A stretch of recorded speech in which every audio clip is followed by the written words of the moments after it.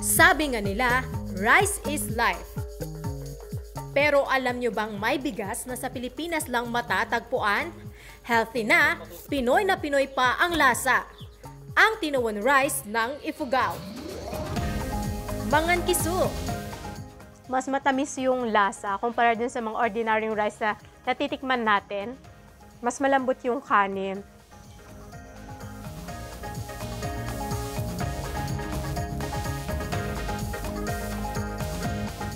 Ang tinawon rice ay isang heirloom rice na itinatanim ng mga katutubong Igorot sa Banawe, Ifugao.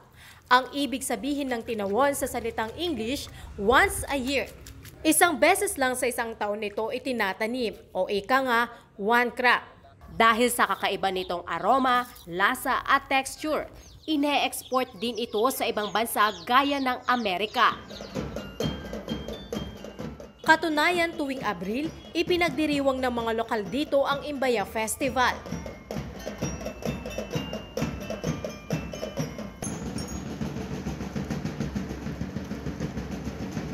Tampok sa pista ang rice wine na ang main ingredient, tinawon.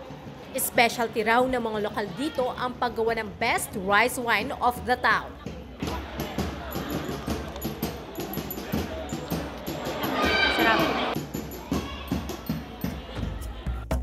Si Daisy, 12 taon pa lang nang matutong gumawa ng rice wine.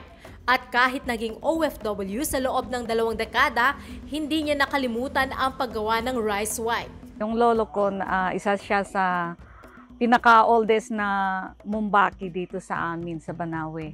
Tinuruan niya ako na yung step by step kung paano gagawin sa pagluluto hanggang sa paglagay doon sa jar. Part of our culture kasi na pag nagawa mo na yan, minsan part of your life na yon, na lifetime na pag may opportunity na gagawin mo talaga siya.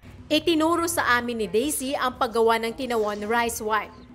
Ang bigas, kailangan munang i-roast ng kaunti saka isa lang para maluto. Sunod na ibubudbod ang kanilang special yeast na tinatawag na binokbo na gawa rin sa tinawon.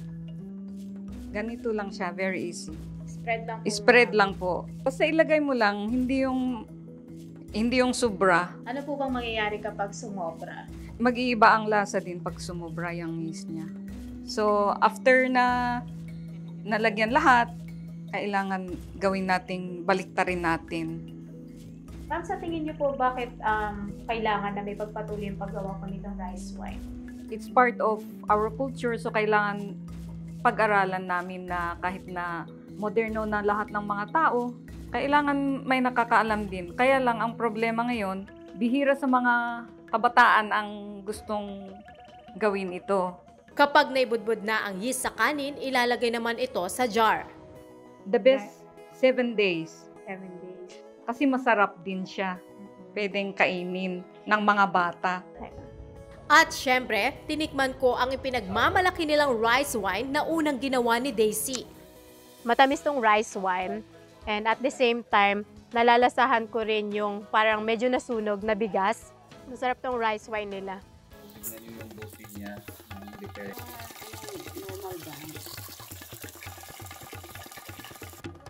Kumpara sa ordinaryong bigas, triple ang presyo ng tinawon rice.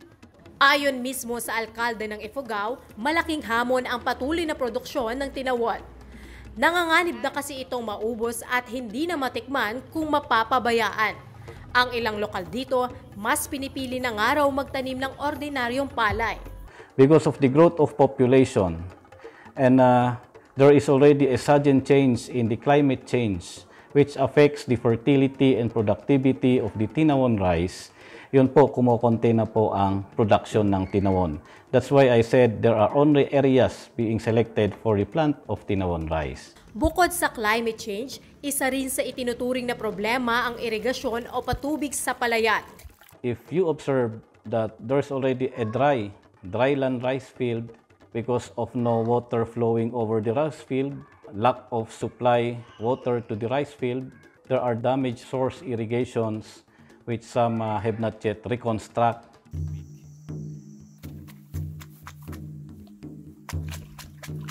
Dito sa Banawe, traditional pa rin ang kanilang pagtatanim ng palay.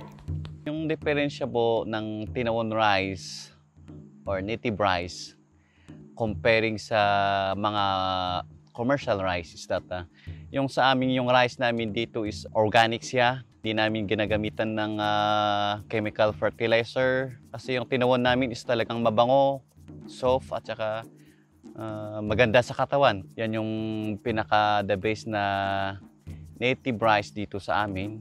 Hindi raw madali ang pagtatanim ng tinawon rice. Dahil one crop lang ito, inaabot ng kalahating taon ang transplanting hanggang pag-harvest.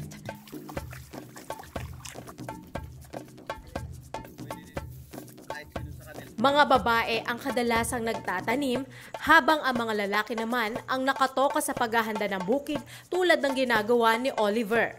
So ang ginagawa ko po is mamanong. Mamanong in our dialect. Itataasan natin yung rice paddies kasi pagdating ng tag-ulan, mag-overflow yung tubig tapos masisira yung palay natin, yung pananim natin. So kailangan taasan para hindi na masisira yung gilid-gilid. Una munang pinupunla ang palay at hihintayin itong tumubo sa loob ng 45 araw. Kapag tumubo na, huhugutin ulit ito, saka ililipat para muling itanim. Pati ako nakitanim na rin. Ano una natin gagawin? Titingnan mo yung rice seed. Rice seed, Ito, saan po oo. makikita yun? Ito Okay. na. Ito na yung palay na to. Kasi ito yung tatanim natin. Ito, ginawa kong 5 kasi maliliit. Pero sa'yo, pwede namang 3 kasi malalaki. Ito. Oo. Tatanggalin ko na po ito, ma'am. Oo. Hiwalay ko na po. Mm. Hilain ko lang po, no? Tulad po yan. Ayan. Mm. Tapos, ilalagay dito. Ito. Basta pare-pareho lang yung Yung space agwat. po, ma'am. Yung agwat. space. Oo.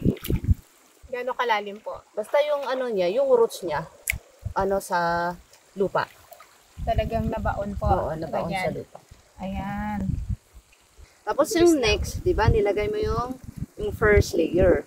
Lalagay mo rin yung second layer dito po sa may gitna dito. Sa gitna naman. Oo. Susunod, i-ano mo lang, dito lang sa gitna. Sa gitna ulit. Parang- Ito, gitna ulit. Oo. Itapat mo doon sa Itapat una. mo na. Parang triangle siya. Parang ganyan siya. Habang kami ay nagtatanim, nabanggit ni Cheryl na ang mga kabataan ngayon tila hindi raw interesado sa pagsasaka.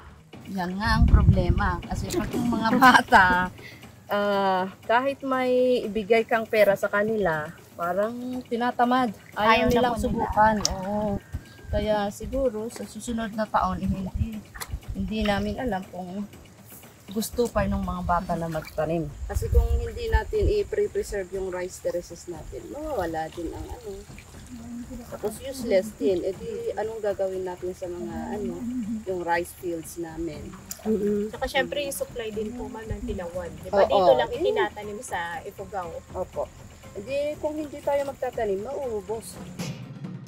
Bukod sa pagtatanim, mano-mano pa rin ang kanilang pagbabayo ng palay. Mahirap at nakakangalay para sa mga hindi sanay. Yan. Dahan-dahan na. Tanggal yung mga balap. Ang bigat. Ganito yung kanilang ginagawa para matanggal yung balat dun sa bigas mismo sa butil. So kung di ka talaga sanay, katulad ko, medyo nakakapagod. Lalo na ang bigat nitong kahoy na ginagamit.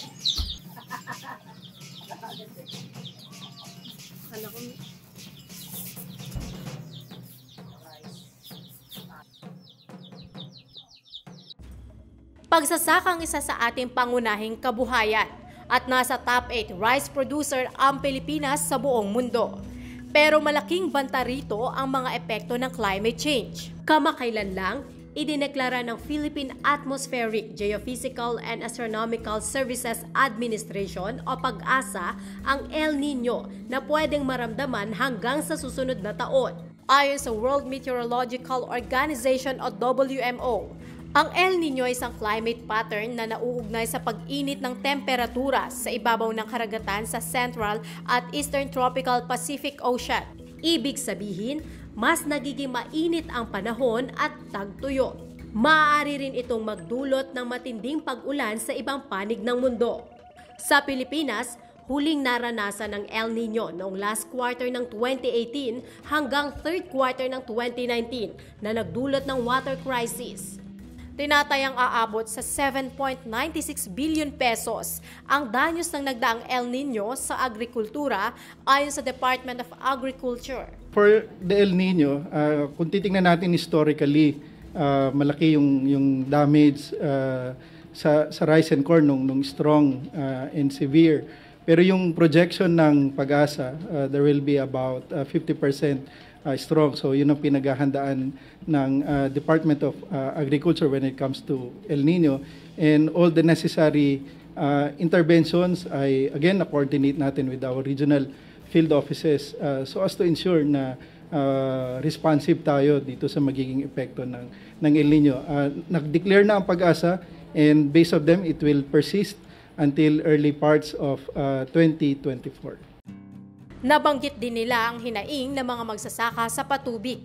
We need to coordinate very closely with the National Irrigation para dun sa timing ng planting of rice. And I think, sana itong nasa dams natin ngayon, will last through that, no? Mm-hmm. So, yeah. Tumaas sila, tumaas naman yung mga dams natin. Every 2 to 7 years nararanasan ng El Niño at pwede itong magtagal ng 9 hanggang 12 buwan.